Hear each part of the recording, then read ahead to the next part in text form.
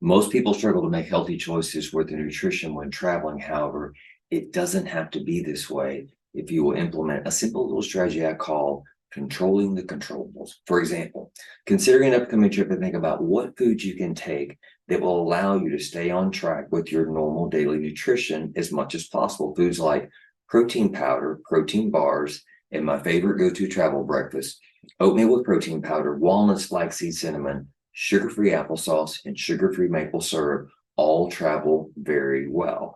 The opposite of this strategy is to go with the flow and take the path of least resistance, which means relying on eating out mostly while away from home. Now, eating out is already fraught with danger given all the decadence available, and to do so for a week or more can, for some, be a recipe for disaster. That's why so many people struggle with gaining weight, especially after an extended vacation. The other critical element to making healthy choices while traveling is how you think.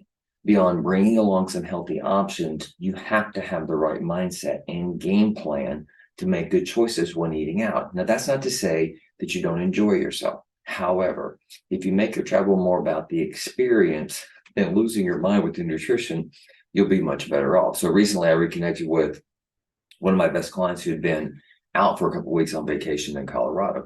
He trains with me on Saturdays early in the morning. And once we started his workout, I asked how he had done with his nutrition on vacation. His response was terrible. So I asked him, well, what happened? And he said that beyond buying some RTDs or ready to drink protein shakes, he essentially followed along with his family for the 2 weeks. That's to say, he ate very poorly as his family did not follow my client's standard healthy nutrition plan. I told him not to worry about it and that he was doing the best thing possible by getting back into the gym and back on track with his daily nutrition. I did ask him in hindsight, looking back at his vacation, if there was anything that he would do differently. He responded that he would better plan healthier choices for his nutrition and then execute on that plan. I said, precisely. I said, you need to do a better job of controlling the controllables. So after 40 years of eating healthy, it's as natural as breathing for me. And I want to share the strategies I use when traveling to stay on track with my usual daily nutrition. Now, remember, the overriding principle is controlling the controllables. And hopefully the following examples will be great thought starters for how you can apply this concept in your life. So recently, I traveled to Toronto for a few days to attend a meeting with a mastermind group I'm a part of. So Wednesday was a travel day, Thursday and Friday were spent with my group, and then Saturday was a travel day back to Dallas. My nutrition through lunch on Wednesday was perfectly normal. However, since my flight was at 2, I took my lunch to the airport. Now, fortunately, there was a 7-Eleven right next to my gate, and I used their microwave to warm up my food. For my flight to Toronto, I brought an empty 24-ounce insulated Yeti-style shaker cup in my briefcase with protein powder and a small Ziploc bag for my afternoon shake. I purchased a 20-ounce bottle of water at the 7-Eleven, and I mixed up my shake before boarding the plane. Then it was time for my afternoon snack at 4 p.m. I was good to go. Now, at the risk of you thinking I'm crazy, I brought frozen veggies in a small insulated cooler bag in my checked luggage for dinner. It also contained 2 grilled and then frozen chicken breasts. I knew the Airbnb had a microwave and cooking my dinner would be simple. Since it was my first time traveling internationally, it never occurred to me that the Canadian customs officials might not appreciate me bringing food from the US. So the first sign of trouble came up when I had to check in at a bank of kiosk at the bottom of the walkway after departing from the plane. One of the questions specifically asked whether you brought any food, and I was guilty as charged. So rather than lying and trying to sneak through, I answered the question honestly and resolved to accept whatever fate should bring. And when the machine printed out my little customs pass, it clearly stated my food violation. So when I approached the first customs checkpoint, they asked for my passport and my paperwork. And when the official saw the exception regarding the food, he asked what I had brought. Sheepishly, I told him chicken and vegetables. He looked at me like I was some kind of a nut. I further explained that it was my first time traveling internationally and never considered it a problem. After staring at my passport for what seemed like forever, I don't think he knew what to do with me. So he sent me to the next checkpoint. The second official treated me similarly and sent me to the third checkpoint. As I approached, a rather attractive young lady asked, how could she help? I explained my situation. After looking at my paperwork, she smiled and said, don't worry about it. And she sent me on my way. What a relief.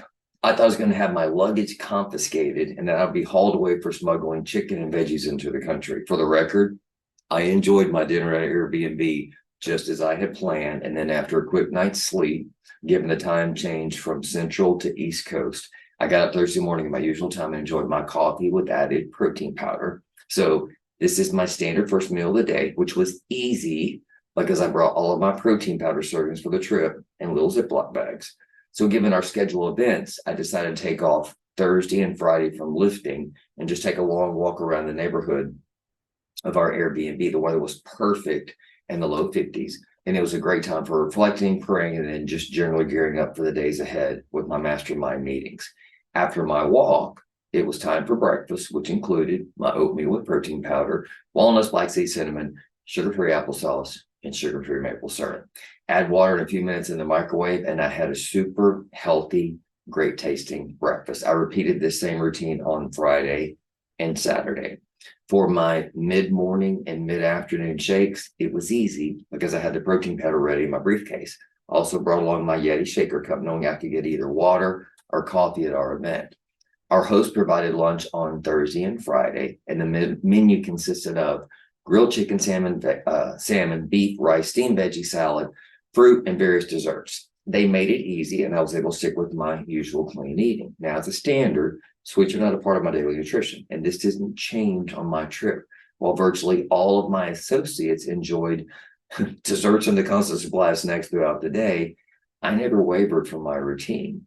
The key to me not giving into the abundance of sweets was mindset and preparation. I don't eat sweets, period, which doesn't change regardless of where I am. But beyond mindset, having my regular shakes to rely on in the face of all that temptation, it made it easy to stick with my routine. And my host and mastermind associates couldn't care in the least. We went to a restaurant for dinner Thursday night where I ordered grilled chicken, steamed green beans with red peppers and mushrooms. It was excellent and extremely healthy considering some of the other options on the menu. Again, having the proper mindset helped me stay on course because trust me, I could have gone off the rails given some of the decadent choices on the menu. You always have a choice to select healthy options when eating out. And it's not hard if you have a game plan and your why is big enough. My game plan was to order the cleanest source of protein and veggies possible. And my why was to further my health, walk my talk, and set an example and a standard for my clients and all those influenced by my words and actions. Now for dinner Friday night, I dodged a bullet. When it was announced we were going to a pizza restaurant, my heart skipped a beat. Now, don't get me wrong, I love pizza. However, if I'm going to have it, I prefer to make a healthier version at home. So on the way to the restaurant, I just resolved that having a couple of pieces of pizza was not going to kill me, and then it wasn't a big deal. Surprisingly, the menu had more than pizza, and when combined with my creativity, I was able to order a healthy meal. They had a build your own pasta bowl where you picked your pasta and your protein and your sauce, and then you had multiple veggie options. So I asked the waitress to hold the pasta, double up on the chicken with steamed spinach and mushrooms, and then the marinara sauce on the side. And it was terrific. And I was so grateful for how that meal turned out.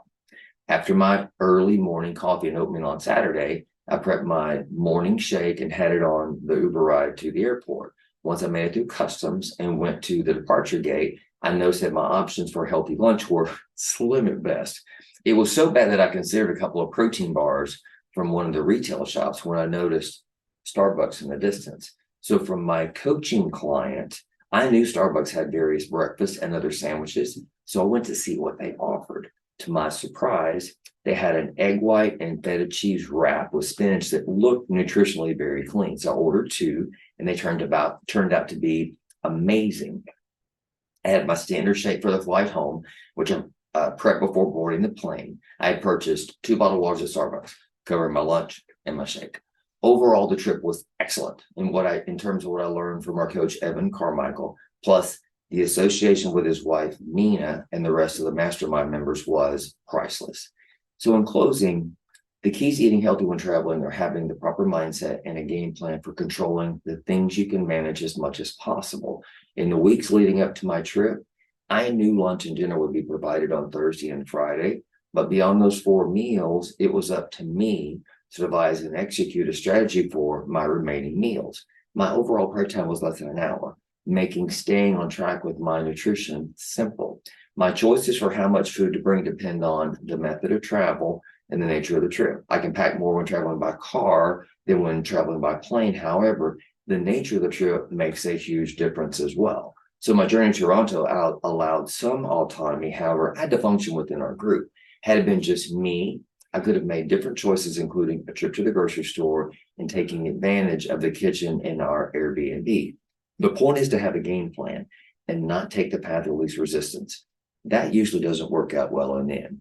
If you'd like to learn more about working with me, please click on the link below for a complimentary consultation to discuss your nutrition, overall health, and fitness goals. And as a bonus, I want to briefly share the added excitement I experienced on my trip home. So until I arrived at my departure gate, my journey had been without issue other than a little incident with the Canadian customs officials.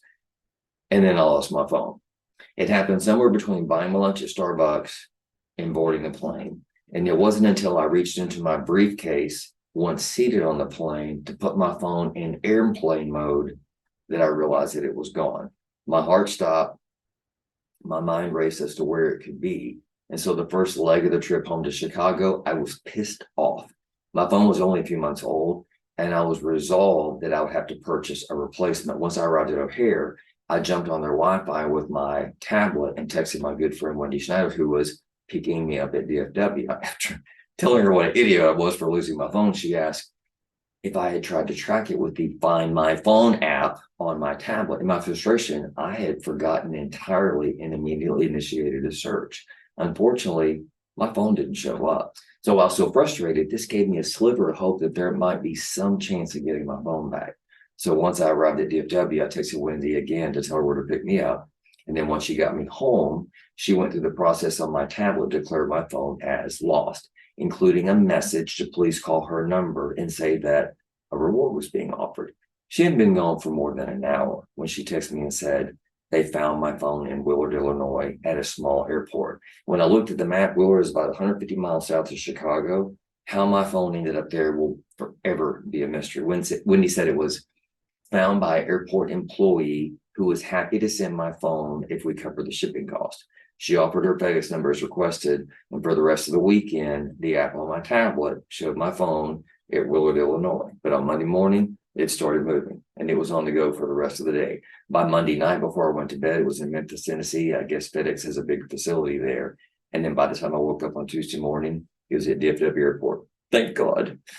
Wendy had it delivered to her office and brought it to me later in the day. To say that I was fortunate is the ultimate understatement. She saved my butt, and I'll be forever grateful to her and the guy at the little airport in Willard, Illinois, who found my phone in the first place. Best of luck in your journey.